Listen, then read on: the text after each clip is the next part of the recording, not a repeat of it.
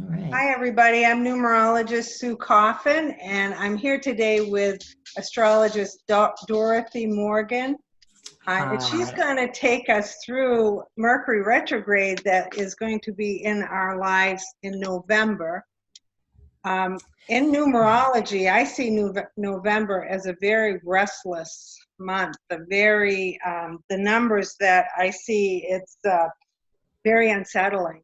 There's going to be a lot of maybe some uneventful things come in that we're not expecting. I don't know what Why do you Mercury, why do you say that?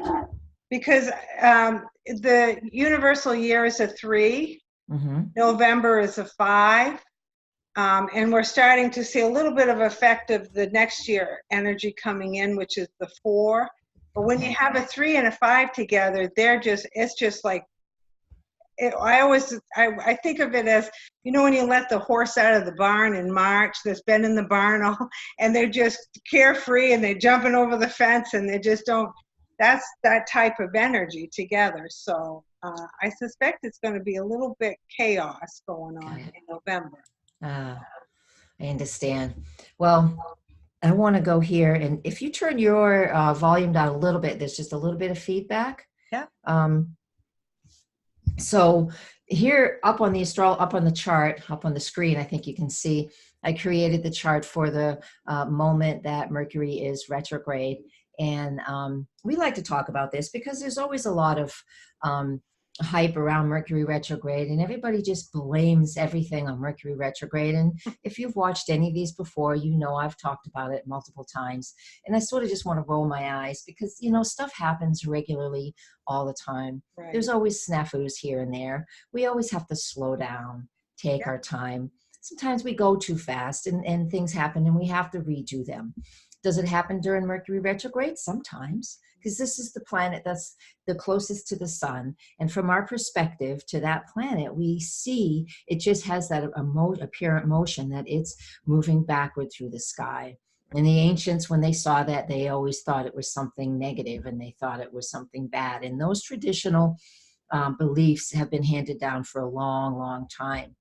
Right. Modern astrology, through thousands of years and generations of astrologers, we've slowly will interpret things based on the current times. Mm-hmm. And so while basic and root definitions of things, astrological, are very, very sound, we've also added our own information into it.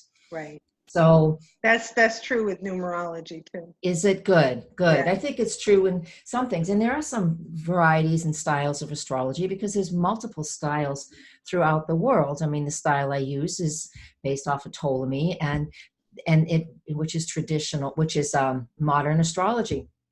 The traditional stuff is very hard lined. Yeah. I mean, there's really, really hard edges. So, and it doesn't allow for what modern society has created. So just with that being said, I want us to recognize, the popularity of astrology has really grown, especially thanks to a lot of just the technology, which makes it super easy because of apps and internet. And I mean, when I started learning astrology in 1988, we had books. Right. No internet. There was no internet. I still feel like I'm 100 years old when I say stuff like that because it didn't seem like that long ago, but it seems like forever. But the point is like I'm teaching people who were born when I started studying astrology now. It's hilarious. I'm like, oh, I remember that aspect. I was just learning when that triggered me and made me move into this field. So anyways, one of the bigger things about Mercury retrograde, through this hype, through people who just have a very, very beginner entertainment understanding of astrology. It's a little superficial, but it's entertaining. It's fun. It's fun for people to understand. I'm happy people are really getting exposed to it as the light comes out, as the sun comes out from behind the clouds. There's a few things when things get misunderstood, it gets fed and it gets really big fast. And so the retrograde of Mercury is not anything that is overly negative. What we want to do during, and I'm going to get specific about this one in just a moment, what we really want to do with the retrograde of this planet is just to slow down. We do need to slow down. Can things happen during that time period? Of course, like I just said in the beginning, they always do. But the big points, the big days, when I play and work with Mercury retrograde, and I look at the days that he stops. It looks like he's not moving. And those are the days that we do feel there's a sense of frustration because nothing's moving. We can feel, or something can just come to an absolute head and everything can just like, poof, like you said, letting the horses out of the barn. You know, something can happen like that. And so on October 31st, and this is East Coast of the US, on October 31st at 11:41 a.m. East Coast time, officially is when Mercury is retrograde. Now, there's a few days on either side of that date that the planet is really not moving at all. It really is. It's just slowing down to a stop. And when any of the planets change direction, because they all retrograde except for the sun and the moon, they all retrograde all the time on a regular schedule. So this is not uncommon to have retrograde planets. We can even just see in here, we can ignore the lunar nodes, but Neptune's retrograde, Chiron, Uranus, all the planets are, we have retrograde, you know, more than half the year, something's retrograde.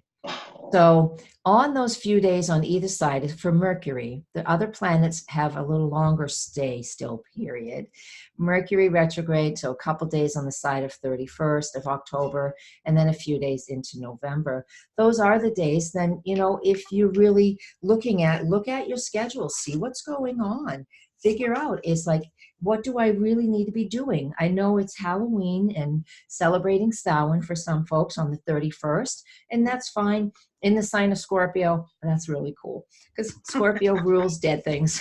It also rules. So we'll get into it. I know it just happens to be this way. So there's going to be a lot of people that are really going to be talking very ominously about this because they're going to take the negative side of what Scorpio can be and the unskillful side of what Scorpio can be. And they're going to spin it into whatever woo-woo scary thing that they want to spin it into. But just know we all have control of our own lives. The planets are here. They do give us opportunities to take if we choose to, or whatever we want to do with these opportunities. We can use them or not use them, just like the numerology. It's knowledge, right? And if you have the knowledge, then you can lean into it and you can, it becomes easier to understand what's going on. It's just balance and unbalance. It is. And so we have Mercury, and you can see right here, I know if you can't read a chart, I'm going to tell you what this is. It's even right here with Venus. So Mercury and Venus make a conjunction. They're not quite exact, but Mercury's stationary as Venus is right in the same area. So, you know, if you want more information on that, because most of the people who are going to see this already know, but if you don't know, especially your group, I have a weekly forecast that I do on my YouTube channel. And you can actually find that right on my website, nhastrologer.com. And I have one of the pages is the video page that has all of those videos there. So you can check all of that out and you'll get more information about those things. But Venus is involved, and that just means that we really have some deep, intense interactions. Mercury has been in this, and that's what that station is all about. The three energy is about creative expression, using your words. Using your words. See, Mercury went into the sign of Scorpio on October 4th. Oh, that's today. Holy cow. Oh, being a geek. Let's see. That's incorrect. It was yesterday. I'm such a geek sometimes. I don't remember all of this stuff because sometimes I get too busy. I understand that. There's a lot in our minds going on. Yeah, indeed. Mercury moved into the sign of Scorpio as of this recording. So we're recording this on October 4th, and it moved into Scorpio on Thursday, October 3rd in the morning. And on that day, Pluto also went direct, which was yesterday. And so basically Scorpio energy is very, very intense right now. So, and it will be as we're going through all of the month of October and into November. Because when we are in that Scorpio period, Mercury is in there now as you're listening to this. And then again, by the time whoever sees this, we get to the end of October, Mercury slows down, stations retrograde. Our our communication, we tend to want to take a deeper dive when Mercury is in the sign of Scorpio. Mercury is how we communicate. It's how we receive messages, or the messages we're receiving, because we're talking Right. about the planet out in the sky. We're not talking about it when we were born. There's just there's the fine nuances of how we describe it differently. Right. So where it is in the sky, how it is available to all of us to use. So now that it's in Scorpio, as of this recording, we have opportunities to research that Scorpio, to emotionally get connected with what it is that we really feel very passionate about. Because Scorpio energy it wants to go, and like I'll say a bunch of times, it wants to take that deep dive into what is internal, how deep I feel inside, and really bring that to the surface. We could, things, when this gets ready to stationary, things that could really come to the surface at the end of October, early November. It's important, our deep Scorpio things. And what Scorpio things are is secrets, things that are hidden, deep wounds. But it's an opportunity for transformation. Because again, Scorpio is about, I need to take everything I have and go deep with it, and then it needs to transform and change into something else. Because we have to have that this time of year. In the Northern Hemisphere, we are, excuse me, in the period where the leaves are turning, things are falling to the ground and getting ready to decay. That's normal Scorpio time period, at least in this part of the Northern Hemisphere. Right. Yeah. And so we have to have that for new growth in the spring. So what are you working on? What are you going deep in? Where are you letting go of something? Or are you just needing to take some long time, this would be weeks and weeks, to research something that you really want to get your mind around or your heart around? There's a lot going on with this.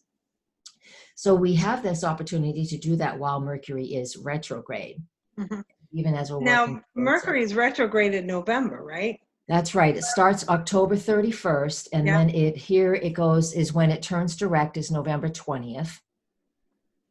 And here is where it goes direct. So Mercury happens just to be over here at that time of day. That's the Earth spinning. When you see it moving, he would go back. When it goes to different places, that's the Earth spinning and the planets moving around. Okay. So by the time it goes stationary to direct, we'll have had 3 weeks approximately of opportunities to see what we need to bring to the surface. That's Scorpio stuff. Okay. So researching, penetrating, probing, any of those words that you can think of.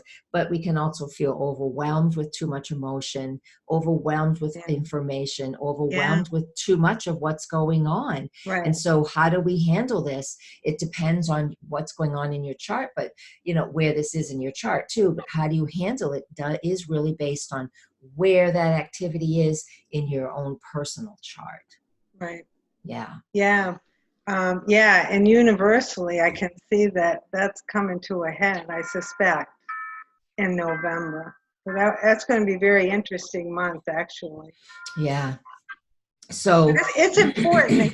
We have to be thankful that the universe gives us those times to dig deep. I mean, if we stayed in constant motion all the time and not pay attention, then it would blow up after a while. We need to have that time to get rid of. It is perfect. Face it, I should say, to face it and get rid of it. Each zodiac sign has its reason. It's represents the seasons as well, because we do use the tropical zodiac here in the US. Well, I do, not everybody. And the tropical zodiac is based on that moment in space. It's that place in space in the astronomy of it where the celestial equator and the ecliptic meet, and that's the first day of spring. And then that's 0. And then you go 360 degrees, which is math. That's just a circle. Right. And then we divide it by 12. So we know where the zodiac begins out in the sky, which means what moment in time. We know when that is. And so, why was I going that? So everything has a season. And as we're moving through seasons, they all have a purpose. Now, last time when we talked about the last Mercury retrograde, I don't remember what the first part of it was, but it kind of split. He did something different at the beginning, and then the ending brought up emotions. And that certainly was very true for me. I was like, I'm not an emotional person by right, but it did bring some stuff back to me that I needed to face. But this Mercury retrograde doesn't have a shift like the last one did. The shift was, to be clear, it started its retrograde in the sign of Leo. And since it's retrograde, it's going back through the zodiac, and it moved back into the sign of Cancer. And Cancer is a water sign. The main theme each year, it's not 100%. Some years it would be 100%, but this year, depending on where Mercury starts its retrograde. But for the overall energy of the retrogrades for 2019 is it through the water signs. But in July, it did start, it was like 4 degrees into Leo, which is fire. So, but for the most part, Mercury's retrograde in 2019 was and is in the water signs. And that means emotionally, we're being charged up emotionally. Emotionally, the moon, because the water signs have, Cancer is ruled by the moon, Scorpio is ruled by Mars and Pluto. So we just have these energies of deep, intense emotions. And the other water sign was Pisces, and that happened back in January.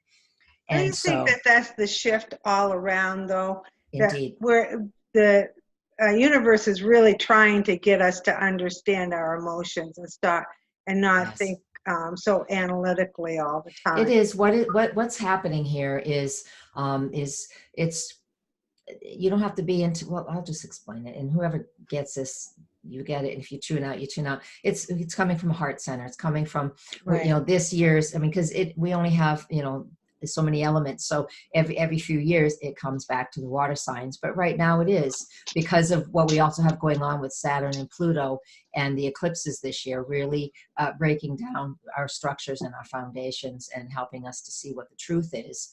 This retrograde at the end of the year now with Mercury and Scorpio, we're needing to get to a heart-centered place. What really is what's more important, the lower chakras from the heart, down from below the heart. I'm trying to and that's what the 3 is. The 3 is all about creative expression, and it's all about, the 3 is the universal year, or 2019, and it's about digging and expressing yourself and being honest with how you express yourself. Now, next year is interesting. Next year, with numerology, it's going to be in a 4-year, so it's going to be a lot more grounded. Oh, good. Energy is not going to be so all over the place. Well, we start January with quite a bang, though. We've got we have quite a bang, and there'll be changes coming up. A lot of big, and we're working towards it now. So again, another thing. The astrologers, anybody, everybody, everywhere, when you're in business, and this is my business, but it's also my absolute passion. I don't do anything else. I swear to God, I have such it's not a narrow life, but anyways, I do what I love. And so there are a lot of people that are, we have to hype things up because it's so noisy out there. It's hard to get your attention. But the point is like when we do get to those, especially the eclipse, January 10th, 2020, those are really important time periods. We have one in December, the end, just at Christmas, and then one at January 10th. This is really ushering us forward. Eclipses always usher us forward. But the point is, it's happening now. These things, it's just not like you flipping a light switch. These things are coming. And if you're sensitive and you're paying attention to these types of things, trust your instincts, trust yourself, follow the path that you know is best for you. You don't have to listen to other people. It's great to hear what you want to hear, but if you get into overwhelm, then that's too much. So the main process that we can expect, and is really important for us to follow during this retrograde period, since this is what we're mainly talking about, is just to take the deep dive if you're feeling like you need to. Now, if you're emotionally sound and there's no deep dive, well, don't make a problem. then just find something. You'll just Right. naturally go somewhere and do something that you've been wanting to do for a long time. And it's about research. And so research and dig in. And the main theme, here's a little phrase from one of my astrology books that I love teaching out of. It's a workbook called Astrology for Yourself.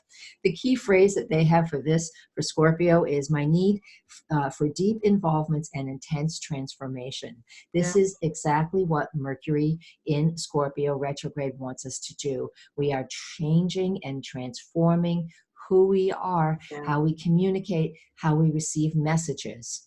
So if you don't like what you see out in the world, it is okay to pay attention, but it's also okay to turn that stuff off, because that one of the negative pieces of this, I'm pretty sure will happen, is we're really going to be seeing a lot of mudslinging, because Scorpio as well hides secrets. And That's right. And it does. 3 and 5 can do that too. They don't all necessarily are up front. Right. It's pretty tough. And I'm not quite sure. I'm going to animate this chart. Let me see if it will let me animate it on the software. Where are we? We're on today. I just want to see, I'm going to go ahead really quick here to November 20. Things are in different places just because of the time of day. So here, I just want to see Mars and see with Mercury retrograde in the period we've already talked about. And all right, screen sharing has paused. Let's see. Resume the share.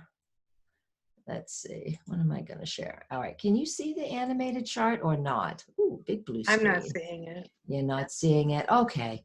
Well, then I'll do it. I'll do it for me. Let's pop this up. I lost everything. All right. Nope. There we go. I just want to see. Can you see that screen? All right. It's going to go away. I just need to animate the chart. And I just want to see if Mars catches up. It does not. Okay. No problem.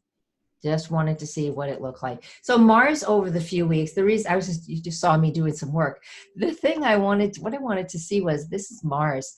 Mercury retrogrades goes from here back to here, and then it will go forward again. So by the time Mercury is done his retrograde, November 20, the planet Mars, who is the co-ruler of Scorpio, steps into Scorpio. So this Mercury retrograde in Scorpio is going to be, Mars is going to come through and clean things up. So Mars is going to be in the sign of Scorpio. It looks like basically from right around November 20. Right around November 20. And when you say Mars is going to clean things up, meaning it's going to really allow you to express yourself? Yes, because Mars is about action. So if things got a little wonky for you during Mercury in Scorpio would make things, ask you to start researching and go deep into what you're passionate about and what you really want.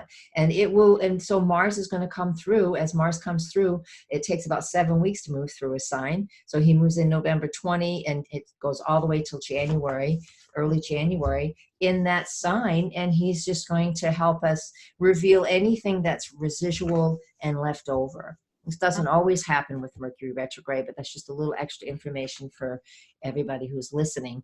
So use the retrograde period well. So again, the retrograde period is from October 31st to November 20. And since this is a fast moving planet, just remember like 2 days or so on either side will really feel like the most intense, because there's no movement, there's no movement. And how long is there no movement for? It usually, I can look at the numbers just on my curiosity. Yeah, it usually takes a few days.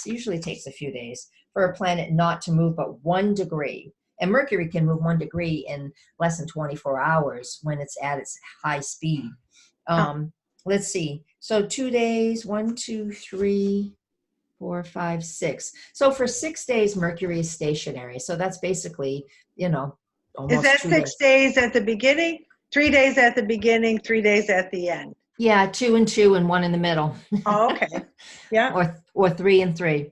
So however you want to do it. So if you want to just be interesting. I'll keep that note so I can understand the energy a little bit better. Yes. I like to do that too. And when it stops at 12 degrees, It stops at 12. So 1, 2, well, almost 3, 4, 5, 6. It's still it's 6 days when it barely moves 1 degree. So that's a stationary time period. The Right. software only gives it 24 hours, but that's just the setting on the software.